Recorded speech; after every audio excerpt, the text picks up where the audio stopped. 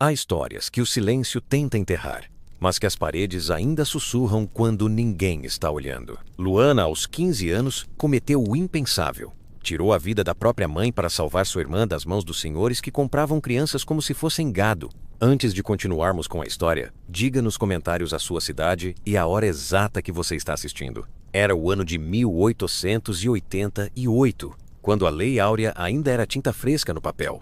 Mas a realidade continuava manchada de sangue nas fazendas esquecidas do interior do Brasil. A liberdade havia chegado como uma mentira bonita, embrulhada em palavras pomposas que ecoavam nos salões da capital, mas que se desfaziam como fumaça quando chegavam aos lugares onde o sol queimava mais forte e a terra bebia o suor dos esquecidos. Nas terras onde o café crescia alto e a cana-de-açúcar cortava os dedos dos trabalhadores, existia uma casa que o tempo parecia ter abandonado.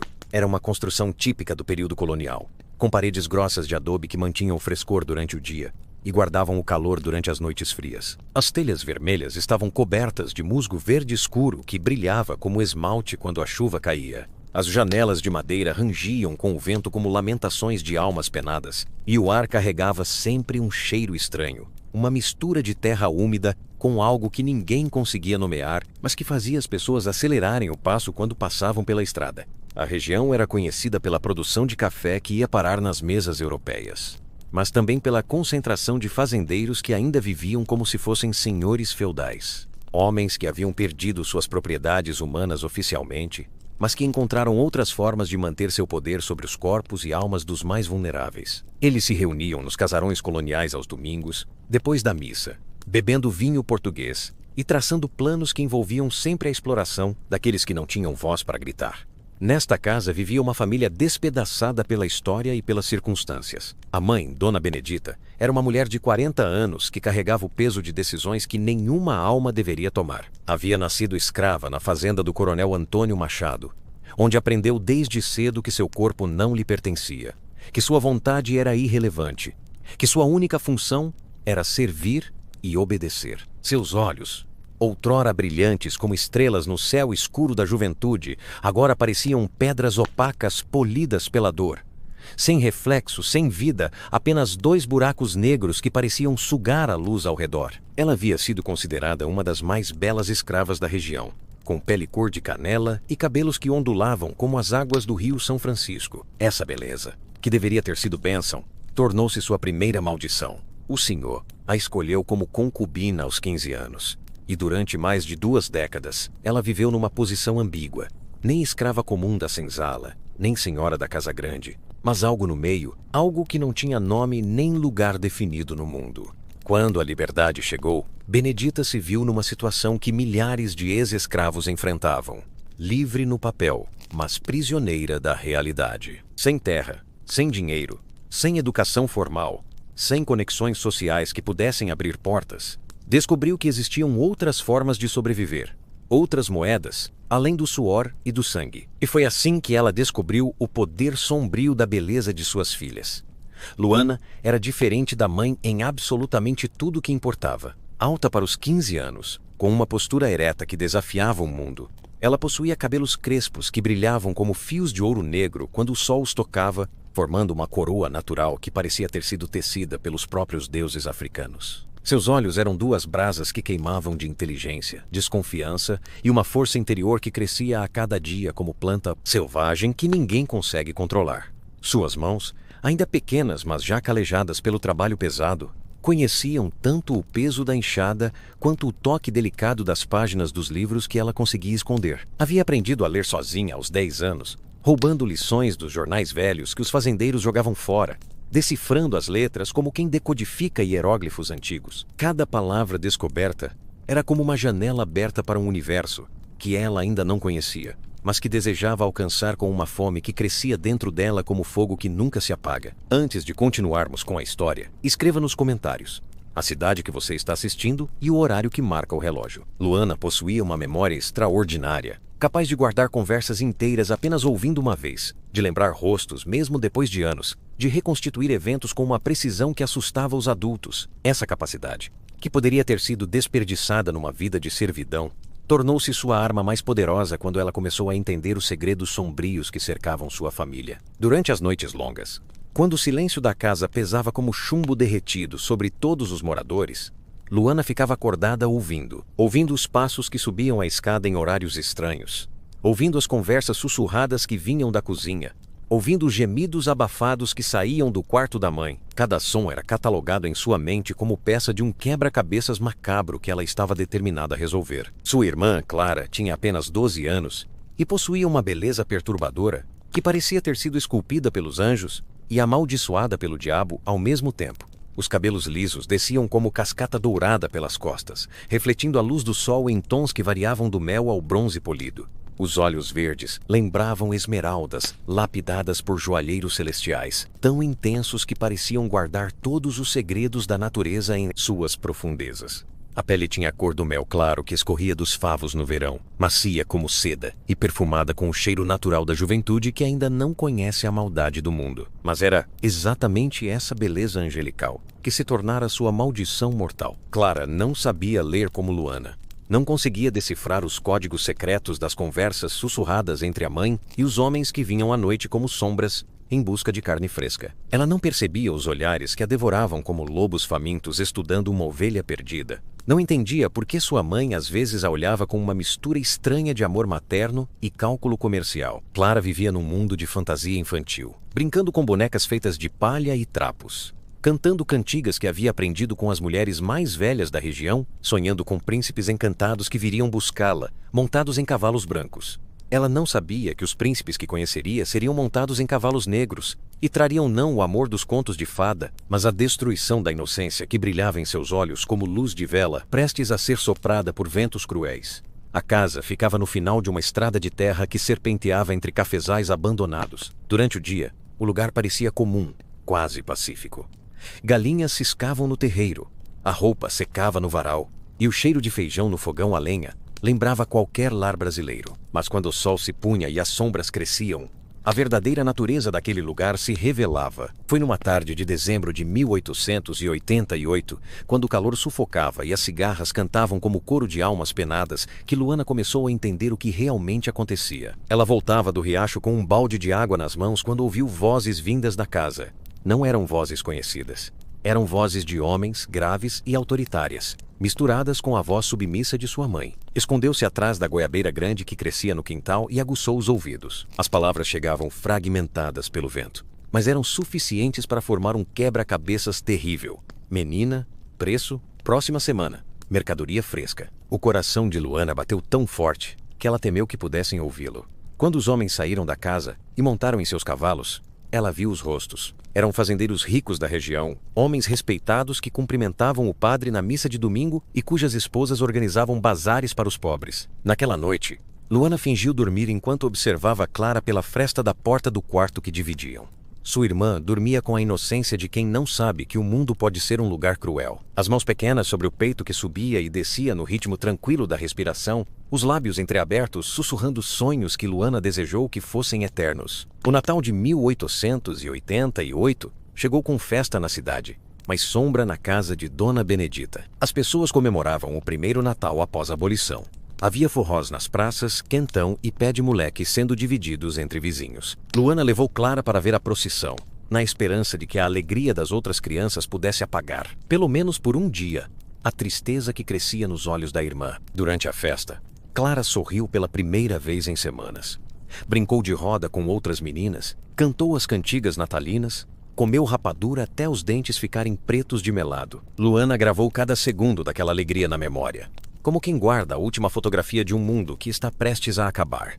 Mas a felicidade durou pouco. No caminho de volta, encontraram Dona Benedita conversando com um dos homens que visitavam a casa. Quando ele viu Clara, seus olhos brilharam de uma forma que fez o estômago de Luana revirar. O homem se aproximou, passou a mão nos cabelos da menina e sussurrou algo no ouvido de Benedita. A mãe assentiu com a cabeça, e Luana soube que o destino de Clara havia sido selado. Foi nessa noite que Luana tomou a primeira decisão que mudaria tudo. Enquanto a mãe dormia, ela vasculhou os pertences de Benedita e encontrou uma pequena bolsa de couro escondida debaixo do colchão. Dentro havia moedas de ouro e prata, mais dinheiro do que Luana jamais havia visto. Junto com as moedas, encontrou bilhetes escritos à mão, com nomes de meninas e valores ao lado. O nome de Clara já estava lá, com um preço que representava 3 meses de trabalho de um homem livre. O ano virou, chegou 1889, e com ele veio o que Luana mais temia. Na primeira semana de janeiro, Dona Benedita anunciou que Clara iria visitar uma família da cidade por alguns dias. A menina, que ainda confiava na mãe, arrumou suas poucas roupas numa trouxa pequena e se despediu de Luana com um abraço apertado. "Cuide bem da casa enquanto eu não estiver", disse Clara, sem saber que talvez nunca mais voltasse. Luana assistiu da janela quando o homem veio buscar Clara. Ele dirigia uma carroça coberta, puxada por 2 cavalos negros que pareciam sombras em movimento. Clara acenou da traseira da carroça até desaparecer na curva da estrada, e Luana sentiu como se uma parte de sua alma tivesse sido arrancada. Os 3 dias que Clara ficou fora foram os mais longos da vida de Luana. Ela mal conseguia comer, não dormia direito e passava horas na janela esperando ver a carroça retornando. Dona Benedita agia como se nada estivesse acontecendo. Cozinhava, lavava roupa, até mesmo cantava baixinho enquanto trabalhava. Quando Clara finalmente voltou, Luana soube imediatamente que algo terrível havia acontecido. A irmã não falou uma palavra durante horas. Apenas ficou sentada no canto do quarto, olhando para as próprias mãos como se elas pertencessem a outra pessoa. Quando finalmente chorou, foram lágrimas silenciosas que escorriam sem fim, como chuva de verão que cai por dias seguidos. Foi Clara quem contou, numa voz quebrada que parecia vir de muito longe, o que havia acontecido.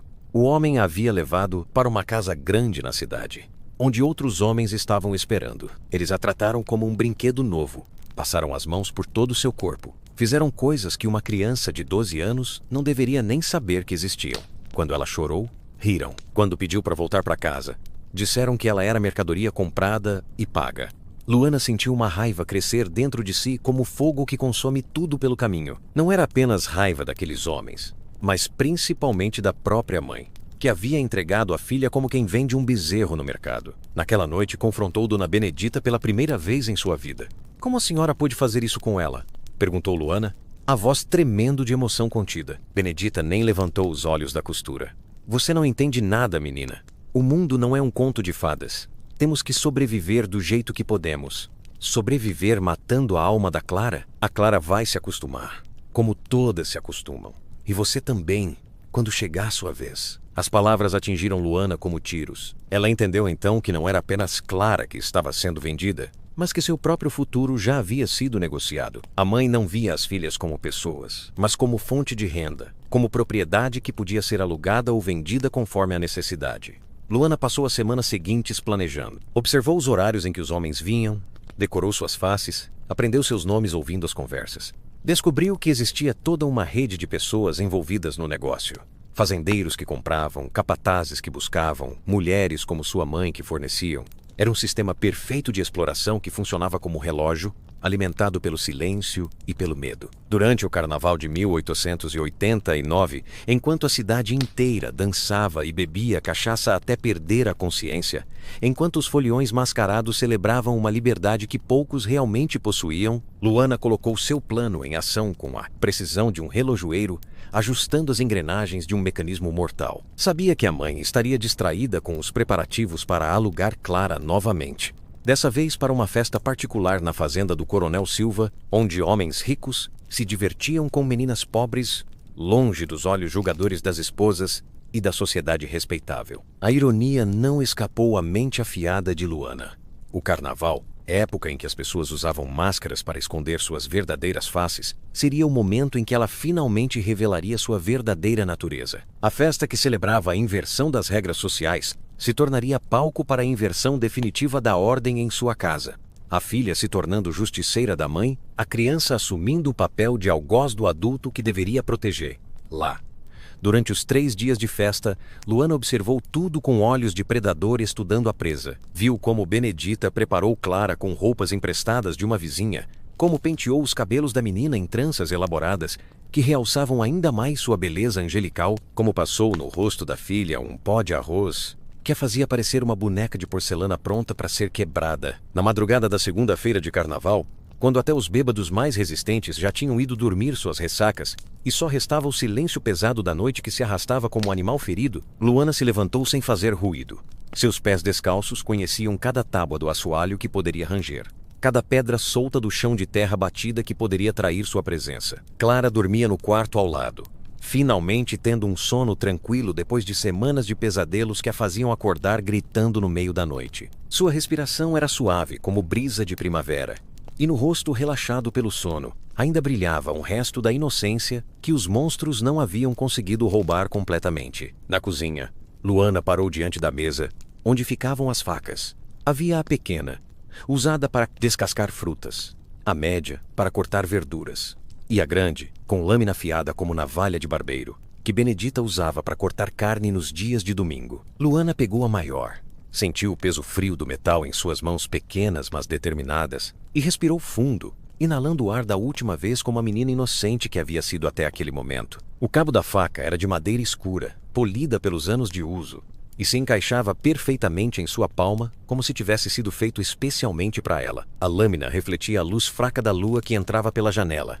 criando flashes prateados que dançavam nas paredes como fantasmas aprovando o que estava prestes a acontecer. Dona Benedita dormia de costas, roncando baixinho como um animal cansado, com um sorriso no rosto que provavelmente vinha de algum sonho sobre o dinheiro que receberia no dia seguinte. Suas mãos estavam cruzadas sobre o peito, numa posição que lembrava os mortos que Luana havia visto em velórios, como se o destino já estivesse preparando o corpo para o que estava por vir. Luana ficou parada ao lado da cama por longos minutos que pareceram horas, observando aquele rosto que um dia havia sido sua maior fonte de segurança e amor. Podia ver traços da mulher que Benedita havia sido antes da escravidão destruir sua alma, antes da liberdade falsa transformá-la numa predadora de suas próprias filhas. Agora havia apenas os traços de uma estranha que havia traído a confiança mais sagrada que existe no universo.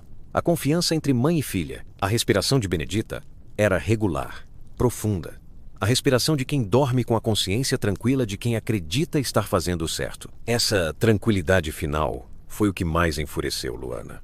Saber que a mãe não sentia remorso, que não perdia o sono pensando no sofrimento das filhas, que conseguia descansar em paz depois de entregar crianças para serem destruídas por homens sem alma. O primeiro golpe foi decisivo, certeiro, carregado com toda a técnica que Luana havia observado quando Benedita abatia galinhas no quintal. A faca entrou entre as costelas como se conhecesse o caminho, encontrando o coração com a precisão de um cirurgião guiado pela fúria justa dos oprimidos. Benedita abriu os olhos por um segundo eterno, tempo suficiente para ver o rosto de Luana sobre ela transformado numa máscara de determinação implacável, mas não o suficiente para gritar ou pedir misericórdia. Os olhos, que sempre foram duros e calculados como pedras polidas pelo egoísmo, se encheram primeiro de surpresa absoluta, como se Benedita não conseguisse acreditar que sua filha submissa havia se tornado sua executora. Depois veio o medo, um medo primordial que vem do reconhecimento da morte chegando. E finalmente se apagaram como velas sopradas por vento forte, levando com eles todos os segredos sombrios que aquela mulher havia guardado durante décadas de exploração.